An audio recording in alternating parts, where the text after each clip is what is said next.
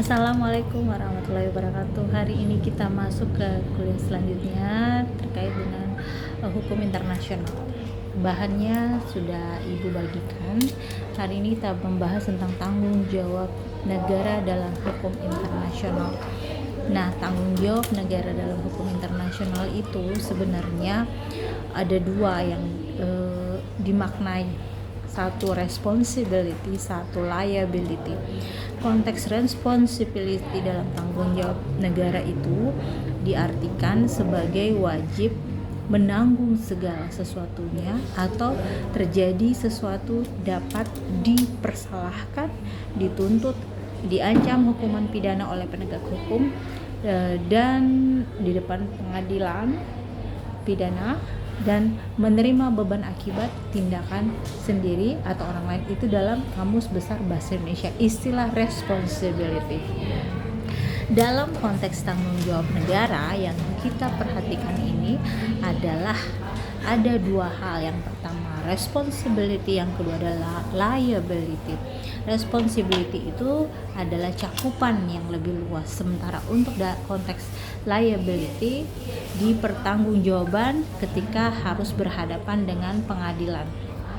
Nah, di bidang hukum internasional terkait tanggung jawab negara itu ada 3 hal yang harus teman-teman pahami. Yang pertama ada prinsip tanggung jawab berdasarkan adanya unsur kesalahan yang disebut liability based on fault, dan yang kedua prinsip tanggung jawab berdasarkan praduga atau presumption of liability, dan yang ketiga adalah prinsip tanggung jawab negara apabila dilihat secara mutlak atau prinsip tanggung jawab mutlak yang dikenal sebagai absolute liability or strict liability.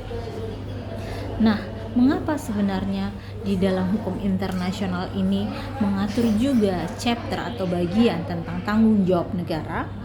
Yang teman-teman harus perhatikan adalah negara yang dijalankan oleh berbagai struktur penanggung jawab negara seperti legislatif, eksekutif, yudikatif ini kan tentu dia berhubungan dengan negara lain, dan dalam konteks berhubungan dengan negara lain itu ada yang dinamakan dengan negara kemungkinan bisa membuat suatu kesalahan yang berpotensi merugikan negara lain. Nah, karena ada kemungkinan kesalahan yang diperbuat oleh negara ketika ingin melakukan sesuatu dan berhubungan dengan negara lain, maka muncullah pertanggungjawaban negara.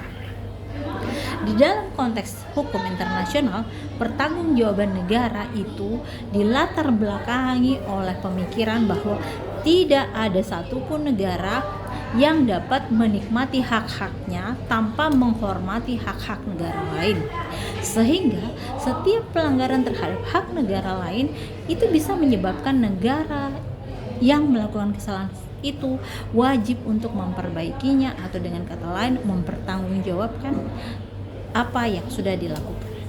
Dalam konteks ini, sistem hukum di mana pelanggaran terhadap suatu kewajiban yang mengikat negara pihak atau para pihak secara hukum menimbulkan tanggung jawab terhadap pelanggarnya. Nah, kita lihat ya di dalam konteks pengaturan hukum internasional ada yang dinamakan dengan primary rules dan secondary rules. Kalau kita berbicara primary rules, ini ketentuan pokoknya merupakan seperangkat aturan yang mendefinisikan hak dan kewajiban negara yang tertuang dalam bentuk traktat, hukum kebiasaan, dan instrumen-instrumen lain yang ada dalam sumber hukum internasional. Selanjutnya, selain kita punya primary rules di dalam hukum internasional, kita juga mengenal yang dinamakan dengan secondary rules, di mana ini terkait dengan seperangkat aturan yang mendefinisikan bagaimana dan apa akibat hukum jika primary rules dilanggar oleh negara. Jadi dia di dalam konteks secondary rules ini memaknai apa yang ada di dalam primary rules. Maka secondary rules dikenal sebagai hukum tanggung jawab negara atau disebut the law of state responsibility. Yang disebut dengan hukum tanggung jawab negara, the law of state responsibility. Nah, sebenarnya apa saja kalau kita ingin mengenal sesuatu, kita berusaha melakukan identifikasi. Nah, di dalam tanggung jawab negara ini ada namanya pengenalan karakteristik, sehingga kita bisa tahu bentuk dari tanggung jawab negara itu sebenarnya seperti apa. Nah, yang pertama, satu, adanya suatu kewajiban hukum internasional yang berlaku antara dua negara tertentu. Yang kedua, adanya suatu perbuatan atau kelalaian yang melanggar hukum kewajiban internasional yang akhirnya melahirkan tanggung jawab negara. Yang ketiga, kerusakan atau kerugian sebagai akibat adanya tindakan yang melanggar hukum atau kelalaian. Nah, sehingga tanggung jawab negara ini hanya bisa dituntut dalam pola hubungan internasional atau antar negara. Jadi ketika ada suatu negara yang dirugikan oleh negara lain akibat pelanggaran kewajiban atau dia lalai, maka dalam ketentuan suatu aturan dalam konteks treaty misalnya, atau hukum kebiasaan internasional misalnya, atau akibat tidak memenuhi kewajiban yang muncul dari suatu putusan pengadilan, inilah yang melahirkan tanggung jawab negara. Nah, sekarang kita melihat bahwa ada elemen tanggung jawab negara yang diatur dalam International Wrongful Act. Nah, International Wrongful Act ini dirumuskan sebenarnya pada tahun 2001. Sehingga ketika terjadi kesalahan, maka kita melihat ada dua unsur hal yang bisa membuat suatu negara itu ditarik, dipertanggungjawabkan untuk melakukan pemenuhan hak atas kewajiban atau bertanggung jawab terhadap apa yang dilanggarnya. Ini dalam tindakan berbuat atau tidak berbuat omission dari negara itu kan disebut dapat merupakan internationally wrongful act. Internationally wrongful act. Dua unsurnya. Yang pertama, dapat dilimpahkan pada negara berdasarkan hukum internasional. Yang kedua, merupakan pelanggaran kewajiban terhadap hukum internasional atau breach of an international obligation. Sehingga di dalam konteks primary rules, secondary rules-nya ini atau hukum tanggung jawab negara ini sebenarnya kita lihat banyak kasus yang belum terselesaikan. Kalau hukum internasional klasik kan ini dia membatasi ruang lingkup tanggung jawab negara, di mana subjek negara itu harus dalam kerangka hubungan antar negara atau bilateral.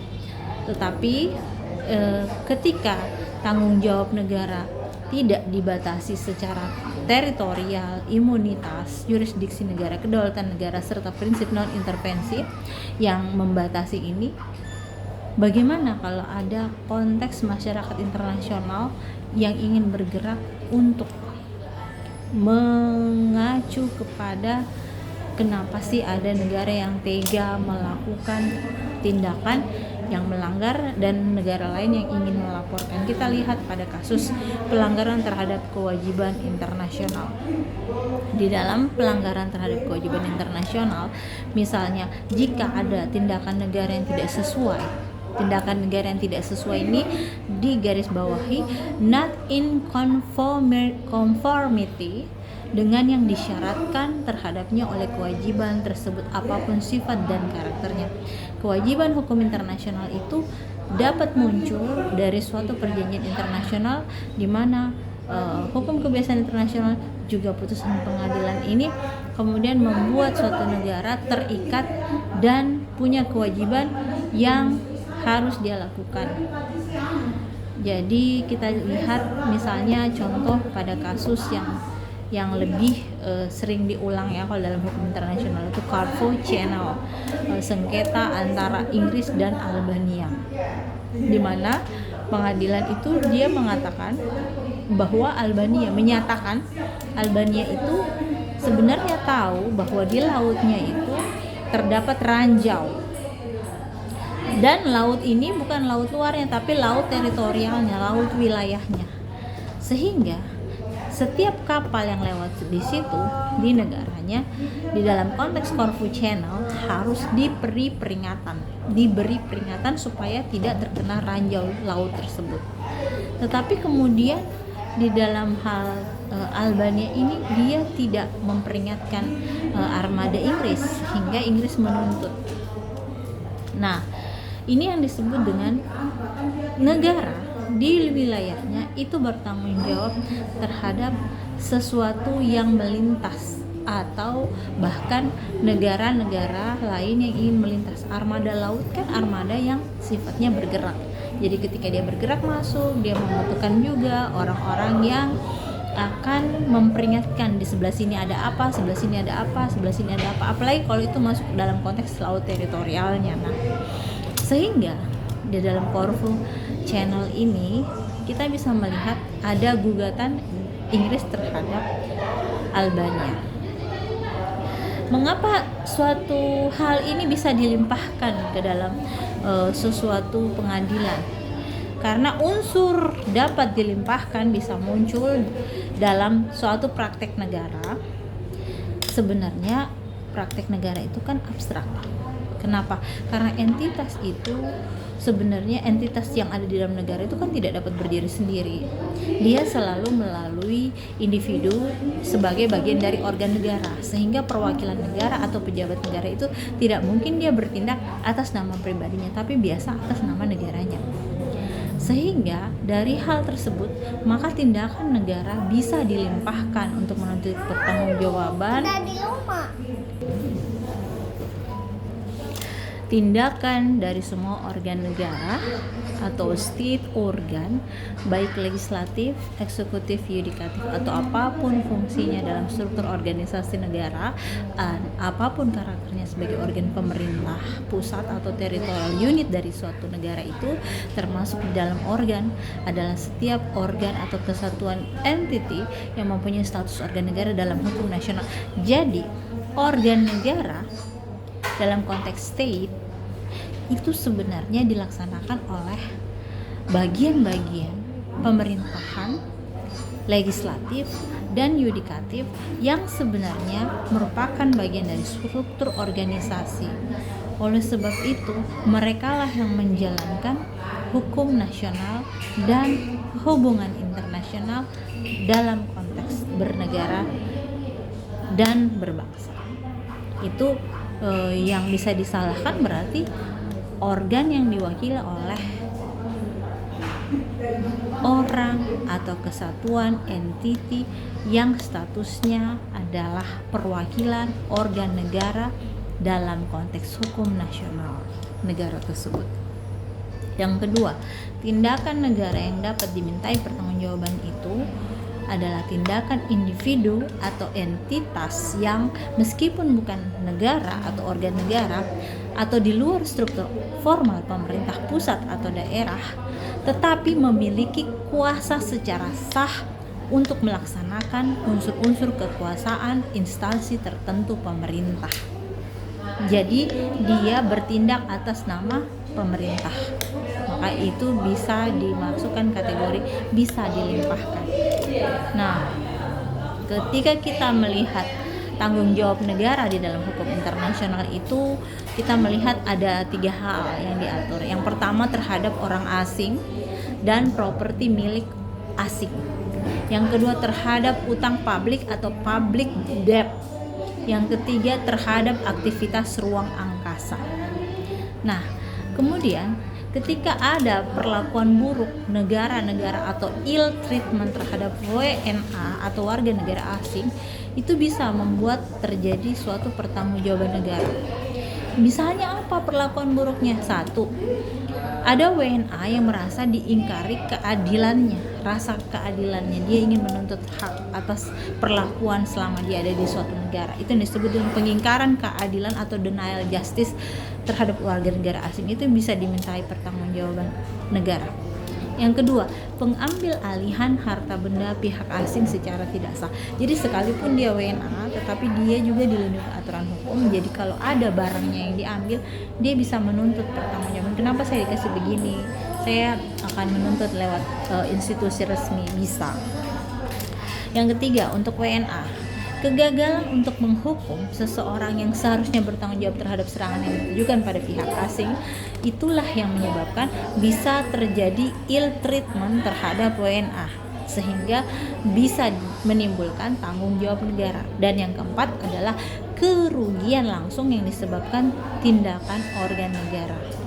Misalnya, terhadap WNA ini dia belum tahu apa kesalahannya, tidak ada juga unsur yang jelas, dia tiba-tiba dimasukkan penjara. Itu organ yang melakukan organnya, misalnya yudikatif atau kepolisian misalnya, dan itu bisa disebut dengan ill treatment terhadap WNA, perlakuan buruk. Nah, teman-teman, terkait tanggung jawab terhadap utang negara, ini juga bisa menyebabkan terjadinya apa yang dinamakan dengan tanggung jawab negara. Jadi misalnya, kegagalan negara membayar utang itu bisa memberikan hak pada pihak kreditor untuk mengambil langkah yang dirasakan perlu untuk memaksa pihak debitur melaksanakan kewajibannya. Jadi seperti hukum perdata ya, perjanjian. Yang kedua, masalah penyelesaian utang negara itu dapat dilakukan melalui jalur diplomatik maupun jalur hukum. Jalur diplomatik berarti menggunakan hubungan internasional, apakah kita punya perjanjian bilateral, multilateral atau regional terkait utang piutang, negara dengan negara atau negara dengan subjek hukum internasional yang diatur di dalam kesepakatan tersebut, itu bisa diselesaikan melalui jalur diplomatik. Nah, ada juga loh tanggung jawab negara terkait aktivitas luar angkasa. Aktivitas luar angkasa itu seperti apa sebenarnya? Aktivitas luar angkasa itu kan sebenarnya dia berisiko tinggi. Jadi ketika ada suatu negara yang melakukan aktivitas luar angkasa, itu bisa berarti negara yang mengirimkan misi luar angkasanya itu yang menjadi pihak yang harus bertanggung jawab absolut atau mutlak, yang dikenal sebagai strict liability principle terhadap segala kerugian yang muncul dari aktivitas tersebut di permukaan bumi maupun di ruang udara. Nah, terhadap tanggung jawab mutlak atau absolut ini artinya negara dianggap tahu dan seharusnya tahu terhadap segala aktivitas ruang angkasa yang terjadi di wilayahnya, sehingga siapapun pelakunya, negara sendiri atau pihak swasta, dia harus melakukan based on fault principle, tanggung jawab berdasarkan kesalahannya, based on fault principle. Nah, ada tanggung jawab. Apakah ada pengecualian atau pembebasan dari tuntutan tanggung jawab?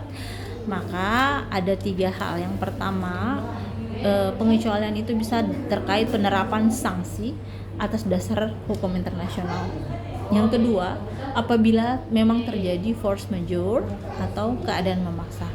Dan yang ketiga, state necessity. Nah, di dalam konteks exhausting of local remedy, hukum kebiasaan internasional itu sebenarnya menetapkan batasan bahwa sebelum mengajukan klaim atau tuntutan ke pengadilan internasional, langkah-langkah penyelesaian yang disediakan negara dalam local remedy harus ditempuh dulu. Jadi sebelum kita masuk ke dalam konteks pengadilan internasional, sebenarnya ketika ada sengketa dan ada pertanggungjawaban hukum negara, itu biasanya harus diselesaikan melalui court local remedy dulu. Tujuannya adalah untuk memberikan kesempatan pada negara tergugat memperbaiki dulu kesalahannya menurut sistem hukum nasional.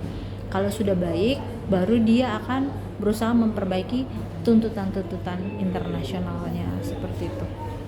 Nah, saya kira cukup. Mungkin ketika ada pertanyaan, teman-teman boleh membahasnya di kolom komentar. Terima kasih. Wassalamualaikum warahmatullahi wabarakatuh.